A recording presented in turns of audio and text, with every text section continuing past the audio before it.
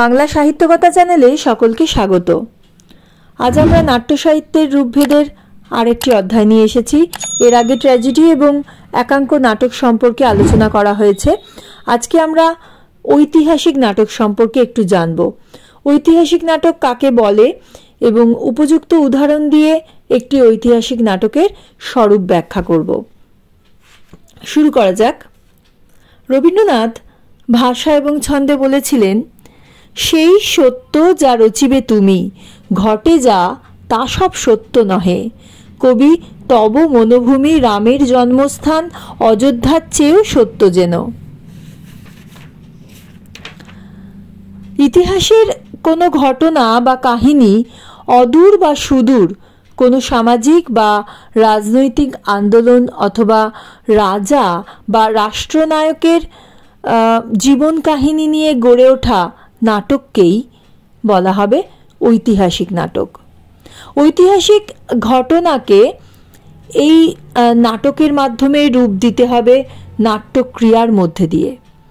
Aristotle কথিত, in the form of action not of narrative, এবং সেই ঘটনাটি হবে নাট্যক্রিয়ার মাধ্যমে কোনো তীব্র সংকট, সংঘাত, আন্দোলন এবং দ্বন্দ্বের কাহিনী।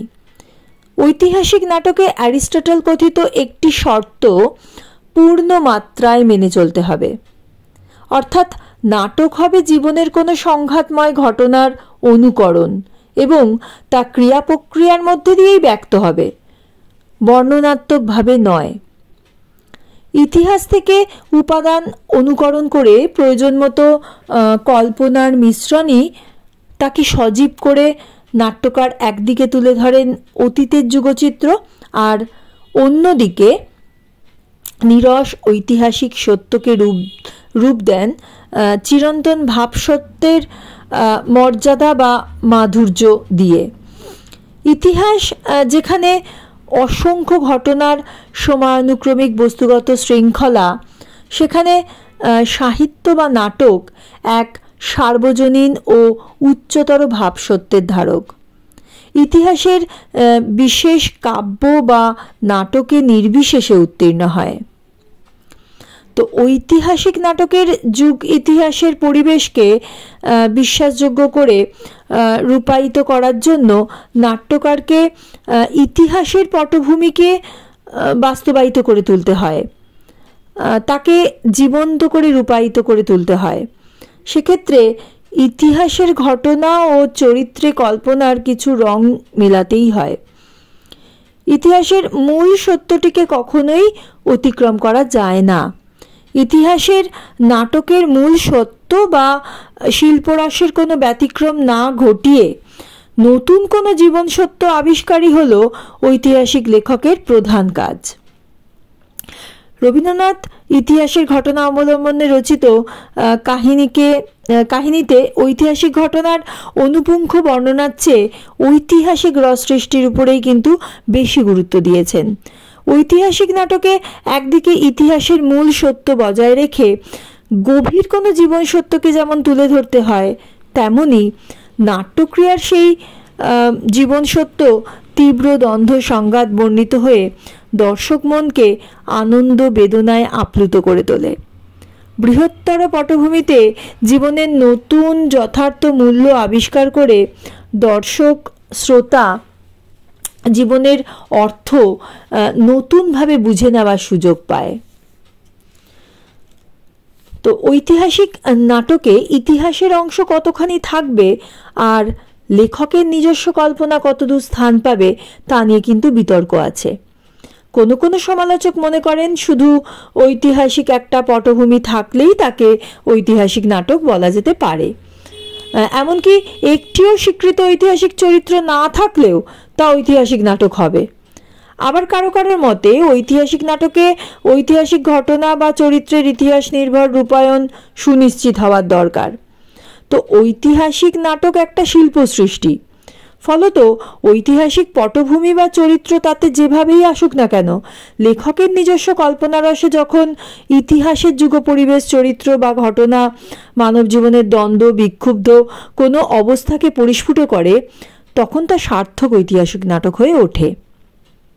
এক কথায় ইতিহাসকে নতুন করে আবিষ্কারই ঐতিহাসিক নাটকের মুখ্য কৃত্য। তো এই ঐতিহাসিক নাটকের আবার দুটো দিক আছে। প্রথমত, ইতিহাস ও ঐতিহাসিক তথ্য, তত্ত্ব, ব্যক্তিত্ব ইত্যাদি এবং সর্বোপরি বর্ণিতব্য যুগের একটি যথাযথ ও অবিকৃত ভাব পরিমণ্ডল নির্মাণ। এবং দ্বিতীয়ত, যেহেতু নাটক এক শিল্পকর্ম, ইতিহাসের নিরস উপকরণ ও চরিত্রাদি কল্পনার রূপে এমনভাবে সিঞ্চিত হওয়া প্রয়োজন যাতে করে নাটকে চিরকালীন আশা, আকাঙ্ক্ষা, বিষণ্ণতা, আরতি এগুলো পরিস্ফুট হয়। তো এরই ওপর ভিত্তি করে কিন্তু গড়ে উঠেছে বিভিন্ন ঐতিহাসিক নাটক। বাংলা সাহিত্যের ঐতিহাসিক নাটকের স্রষ্টা মধুসূদন দত্ত, আর তার কৃষ্ণকুমারী ইউরোপীয় নাট্যাদর্শে রচিত প্রথম সার্থক ঐতিহাসিক নাটক।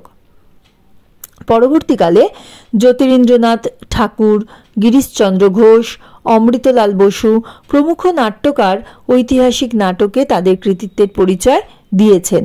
তবে বাংলা সাহিত্যে ঐতিহাসিক নাটকের শ্রেষ্ঠ রূপকার কিন্তু হলেন দ্বিজেন্দ্রলাল রায়। তার নূরজাহান, মেবারপতন, চন্দ্রগুপ্ত, শাহজাহান প্রভৃতি নাটকগুলি বাংলা ঐতিহাসিক নাটকের এক অমূল্য সম্পদ। এবারে একটি সার্থক ঐতিহাসিক নাটক সম্পর্কে আমরা একটু আলোচনা করি। এবং দ্বিজেন্দ্রলাল রায়ের এই ঐতিহাসিক নাটকগুলোর মধ্যে শাহজাহান 1909 সালে রচিত এটি একটি অন্যতম শ্রেষ্ঠ নাটক। এই বিষয়ে সমালোচকরাও কিন্তু একমত। কালের বিচারে আজও এই নাটকটি কিন্তু অপ্রতিদ্বন্দ্বী হয়ে আছে। বাৎসল্যের সঙ্গে সম্রাট সত্তার তীব্র দ্বন্দ্বে ক্ষতবিক্ষত শাহজাহানের এক অসহায় জীবন্ত রূপ লেখক এই নাটকে তুলে ধরেছেন। অরঙ্গজেব পিতার অসুস্থতার সংবাদ শুনে একের পর এক ভাতৃহত্যা করে দিল্লি দখলের জন্য অগ্রসর হয়েছেন। সন্তানদের মৃত্যু সংবাদে বিচলিত শাহজাহান পুত্র হত্যাকারী পুত্র অরঙ্গজেবকে শাস্তি দেওয়ার জন্য কৃতসংকল্প হয়েও শেষ পর্যন্ত বাৎসল্যের গোপন অভিঘাতে অরঙ্গজেবকে বিনা বাধায় দিল্লি অধিকারের সুযোগ দিয়েছিলেন। তার সম্রাট সত্তা চেয়েছে অরঙ্গজেবকে প্রতিরোধ করতে, আর বাৎসল্য সত্তা একমাত্র জীবিত পুত্রের সকল অন্যায় ভুলে তার জন্য তৃষিত হৃদয়ে অপেক্ষা করেছে। এখানে দ্বিজেন্দ্রলাল ইতিহাসের এক নতুন সত্য আবিষ্কার করলেন। সেই সত্য হল শাহজাহানের পিতৃসত্তা। ইতিহাস এই সত্তার স্বরূপ কোথাও অনাবৃত করেনি। এইভাবে বাৎসল্যের ও সম্রাট সত্তার তীব্র টানাপোড়েনে ও দ্বন্দ্ববিক্ষোভে উদ্ভাসিত হয়েছে এক যন্ত্রণাদায়ক মানব চরিত্র। আর এখানেই ঐতিহাসিক নাটক হিসাবে শাহজাহানের সার্থকতা। এই গেল আমাদের সম্পূর্ণ আলোচনা। আমার এই আলোচনাটি যদি ভালো লেগে থাকে তাহলে আমার চ্যানেলটি সাবস্ক্রাইব করবেন এবং লাইক ও শেয়ার করতে ভুলবেন না। আজ এই অবধি থাক। পরের দিন আরও একটি নাট্য সাহিত্যের রূপভেদ নিয়ে হাজির হব। ধন্যবাদ।